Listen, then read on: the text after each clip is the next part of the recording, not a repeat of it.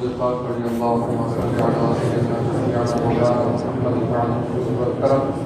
وآلہ وبارک وسلم صلاۃ و سلام علیک یا رسول اللہ صلی اللہ تعالی علیہ وسلم۔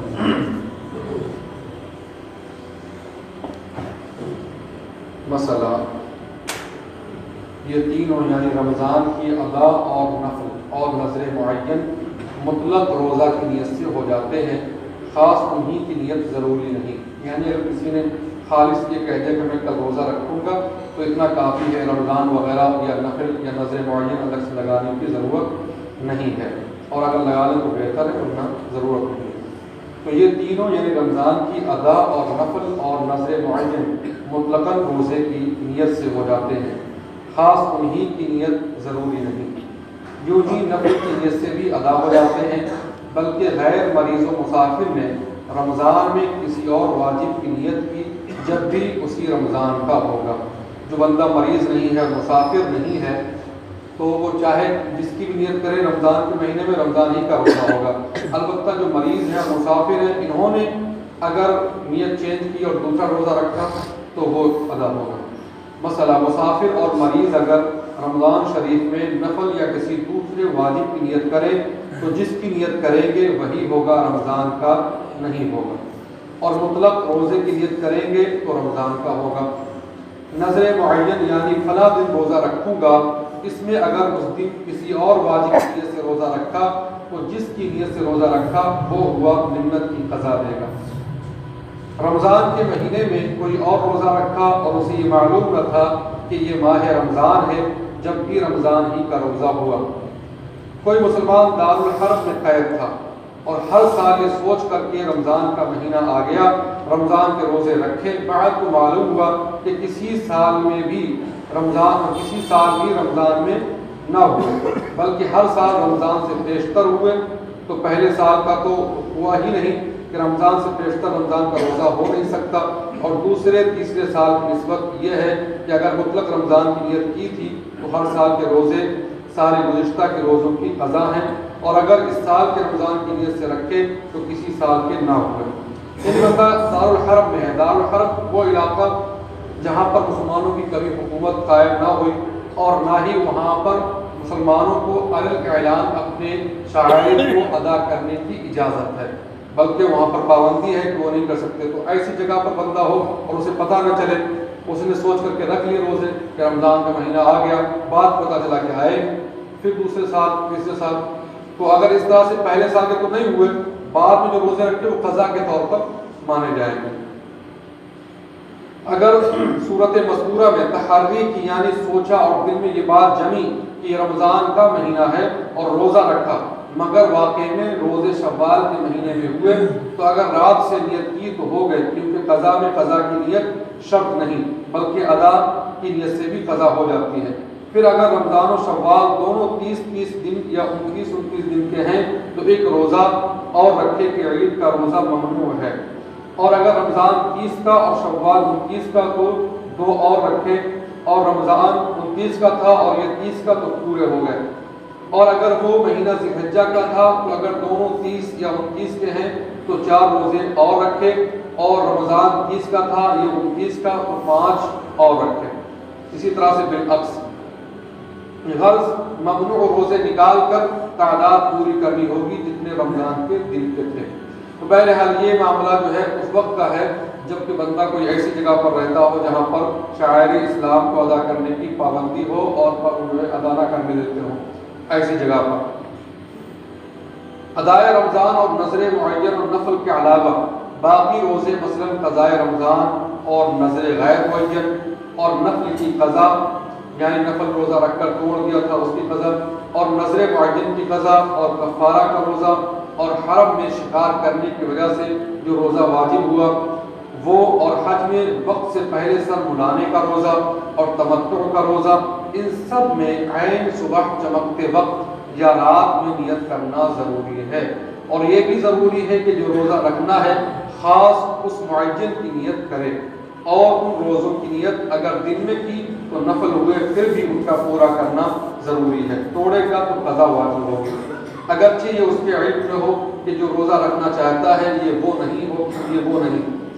نہیں ہوگا بلکہ نفل ہوگا۔ دیکھیے آپ کے سامنے بیان کیا کہ رمضان کی ادا اور نفل اور نظر معین کسی نے منت مانی کہ میں فلاں دن روزہ رکھوں گا، ان کو ہٹا دیجیے۔ ان کا ٹائم ہمیں بتایا تھا نیت کرنے کا غروب آفتاب کے بعد سے لے کر کے دوسرے دن کے دوحہ کبریٰ تک ہے، اس میں کبھی بھی کر لیں۔ لیکن ان کے علاوہ جو روزے ہیں جیسے قضا کے روزے، ٹھیک ہے، نظر غیر معین کے روزے، نفل کی قضا کے روزے، کفارے کے روزے، اسی طرح سے حج وغیرہ میں جو غلطیاں ہوتی ہیں ان کی وجہ سے جو روزے فرض ہوتے ہیں ان میں عین صبح کے وقت نیت کی جائے یا رات میں کی جائے، دن نکلنے کے بعد کسی نے اگر نیت کی تو وہ کافی نہیں ہوگی۔ یہ گمان کر کے کہ اس کے ذمے روزہ کی قضا ہے، روزہ رکھا، اب معلوم ہوا کہ گمان غلط تھا تو اگر فوراً توڑ دے تو توڑ سکتا ہے، اگرچہ بہتر یہ ہے کہ پورا کر لے، اور فوراً نہ توڑا تو اب نہیں توڑ سکتا، توڑے گا تو قضا واجب ہوگی۔ یعنی کسی بندے نے روزہ رکھ لیا، اب کہ میرے پر قضا واجب ہے، کوئی روزہ چھوٹ گیا تھا، بعد میں اسے پتہ چلا کہ میرے ذمہ کوئی روزہ نہیں ہے، تو جب اسے پتہ چلا کہ میرے ذمہ کوئی روزہ نہیں ہے تو اب اگر وہ توڑنا چاہتا ہے تو ترنت توڑ دے اس کو، اور اس کے اوپر کچھ بھی نہیں ہوگا۔ اور اگر اس نے تاخیر کی، معلوم ہو جانے کے بعد بھی نہیں توڑا اور پھر بعد میں سوچ رہا کہ اب توڑ دیتے ہیں، بھوک پیاس لگی تو توڑنے کا مزہ ہو گیا، تو اب اگر توڑے گا تو اس کو قضا کرنا پڑے گا، اس کو پھر رکھنا پڑے گا اس روزے میں، ٹھیک ہے۔ رات میں قضا روزے کی نیت کی، صبح کو اسے نفل کرنا چاہتا ہے تو نہیں کر سکتا۔ رات میں قضا روزے کی نیت کر لی اور اب صبح اس کو نفل میں چینج کرنا چاہتا ہے تو نہیں کر سکتا۔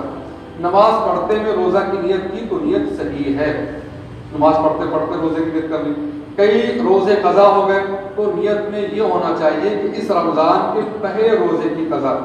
دوسرے کی قضا، اور اگر کچھ اس سال کے قضا ہو گئے، کچھ اگلے سال کے باقی ہیں تو یہ نیت ہونی چاہیے کہ اس رمضان کی اور اس رمضان کی قضا، اور اگر دن اور سال کو معین نہ کیا جب بھی ہو جائیں گے۔ رمضان کا روزہ قصداً توڑا تھا، اس پر اس روزے کی قضا ہے اور 60 روزے کفارے کے۔ اب اس نے 61 روزے رکھ لیے، قضا کا دن معین نہ کیا تو ہو گیا، ٹھیک ہے۔ یوم الشک یعنی شعبان کی 30ویں تاریخ کو نفل خالص کی نیت سے روزہ رکھ سکتے ہیں، اور نفل کے سوا کوئی اور روزہ رکھا تو مکروہ ہے، خواہ مطلق روزے کی نیت ہو یا فرض کی یا کسی واجب کی، خواہ نیت معین کی، ٹھیک ہے، یا تردد کے ساتھ، یہ سب صورتیں مکروہ ہیں۔ یعنی 29 تاریخ جو ہوتی ہے، 29 تاریخ کے بعد آپ کو چاند نظر نہیں آیا، آسمان میں بادل چھائے ہوئے تھے، تو وہ یوم الشک کہلاتا ہے، اور یوم الشک میں روزہ رکھنے سے پیارے آقا صلی اللہ علیہ وسلم نے منع فرمایا ہے۔ اب کوئی بندہ خود سے روزہ رکھنا چاہے، چاند دکھا نہیں، اب آلود کا ہر طرف، ٹھیک ہے، تو اب وہ رکھنا چاہے تو مکروہ کام کرے گا، کیونکہ پیارے آقا صلی اللہ علیہ وسلم نے منع فرمایا کہ یوم الشک میں روزہ رکھا جائے۔ پھر اگر رمضان کی نیت ہے تو مکروہ تحریمی ہے، ورنہ مقیم کے لیے تنزیہی ہے، اور مسافر نے اگر کسی واجب کی نیت کی تو کراہت نہیں۔ پھر اگر اس دن کا رمضان ہونا ثابت ہو جائے تو مقیم کے لیے بہرحال رمضان کا روزہ ہے، اور اگر یہ ظاہر ہو کہ وہ شعبان کا دن تھا اور نیت کسی واجب کی تھی تو جس واجب کی نیت کی تھی وہ ہوا، اور اگر کچھ حال نہ کھلا تو واجب کی نیت بیکار گئی، اور مسافر نے جس کی نیت کی بہر صورت وہی ہوا۔ تو بہرحال ان تمام تر مسائل سے ہمیں یہ پتہ چلا کہ ہمیں اپنی نہیں، اپنی عقل کی نہیں چلانا چاہیے، بلکہ پیارے آقا صلی اللہ تعالیٰ علیہ وسلم نے ہمیں جو بتایا ہے اس کے مطابق کرنا چاہیے، کہ یہی بندگی ہے۔ بندگی یہ نہیں کہ ہم اپنی مرضی کے مطابق کوئی کام کریں، جیسے پاکستان میں روزہ رکھ لیا یوم الشک میں،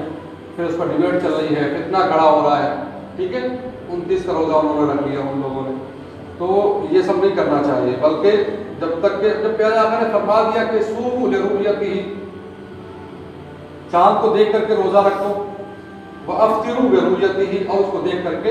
عید کرو، جب یہ بالکل واضح معاملہ ہے تو ادھر ادھر کی نہیں کرنا چاہیے، جب واضح معاملہ ہے پیارے آقا صلی اللہ علیہ وسلم نے فرما دیا ہے تو اس پر عمل کرنا چاہیے، ادھر ادھر کر کے تاروں پر اور پتہ نہیں کیا کہتے ہیں فلکیات پر اس کے اوپر لگا کر کے اپنا معاملہ نہیں خراب کرنا چاہیے۔ بسم اللہ الرحمن الرحیم۔